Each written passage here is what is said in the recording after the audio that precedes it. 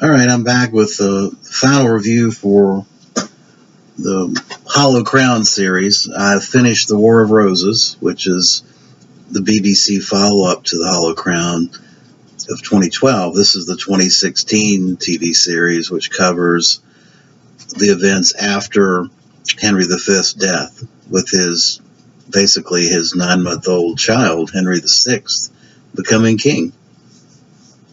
And that's where this series picks up.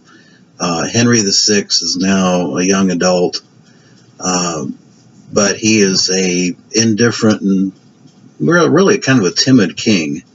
Having assumed the crown at a young age, he kind of lives in a bubble, very similar to Richard II. But he's a thoughtful and kind king in a lot of ways.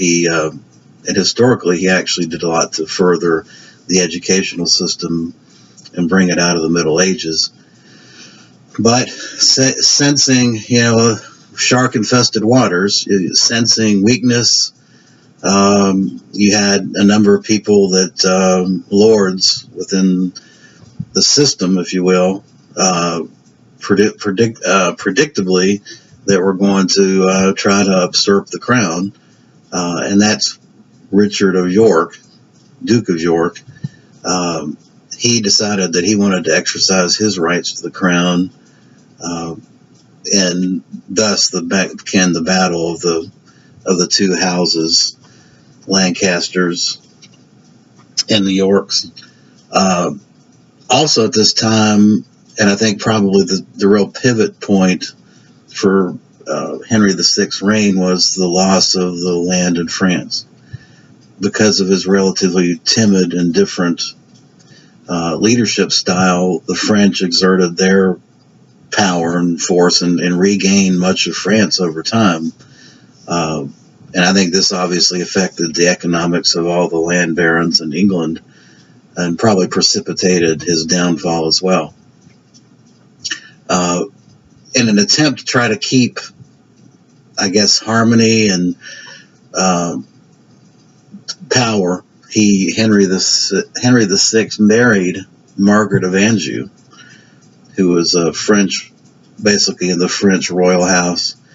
But she is a she-wolf, big time. And really, these parts 1 and 2 of the 4-hour coverage of Henry VI really focuses on Henry as he descends kind of into a madness and a melancholy, which many people attribute to the fact that Henry V's wife, Catherine, also French, had a history of mental illness. And that mental illness passed on to Henry VI. But as he kind of diminished in power, Margaret of Anjou took over. And, of course, the movie portrays it in extremes. She basically countermands him in front of people, leads a bunch of military exercises to try to maintain power, including killing Richard, King of York, in front of a very young Richard III, who Richard III, of course, had like spina bifida. He also had a game arm, kind of a withered arm, and he had a club foot. He had all kinds of physical issues, but once he saw his brother cut down right before his eyes, something snapped in him, and he just became a vicious killer. And that just kind of built over time as you watch this 6-hour series. Henry VI ultimately ended up losing his crown to Richard III's brother, Edward. So Edward IV became king, and that's really the focus of part 2 of Henry VI.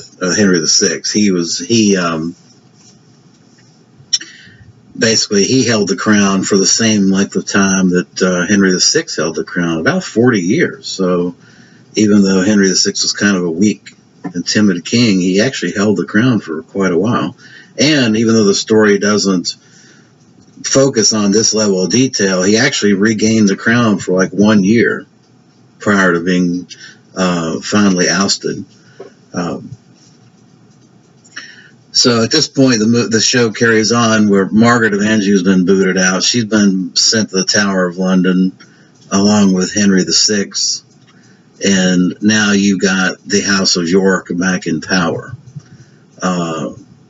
with brother Richard III now plotting to basically take over. He has completely gone full bore, totally mental now, with power.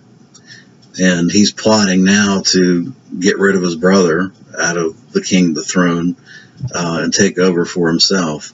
And his brother, by fate, I guess, ended up basically dying at a very young age from what looks to be some kind of skin disease, probably leprosy as well.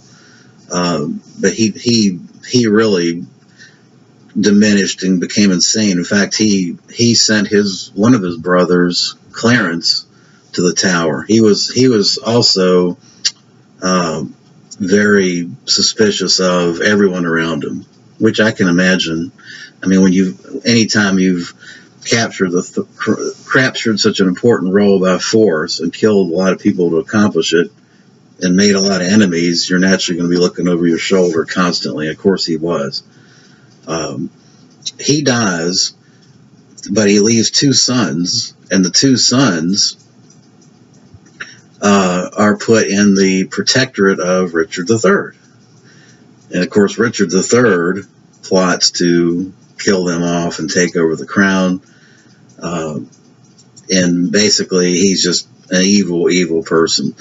The guy that played Richard III, Benedict Cumberbatch, also was in the latest Doctor Strange movie. He was fantastic in this. Fantastic. I'm not saying he's Laurence Olivier as Richard III, but he's a damn good Richard III. And the last 2 hours of this is just great viewing. It really reaches a crescendo after having watched the Hollow Crown series. Everything leading up to Richard III in that last 2 hours is excellent stuff. Highly recommended to check it out. But the bottom line is Richard III has the two little boys killed off to protect his crown, and has a bunch of other people killed off as well. I mean, everybody around him he's truly got a mental problem. I mean, beyond just being looking over your shoulder and killing all those that might potentially be take over and take your crown. He was just an evil person. Even his mother hated him. His mother cast him away in one of the scenes. She had enough with him as well. It got so bad that his mother paired up with Margaret of Anjou, and Margaret of Anjou had killed her husband, Richard, Duke of York. This gets kind of confusing, I admit, but even after you read the history of this stuff and watch the movies, it can get very confusing because they're all kind of interrelated in a way.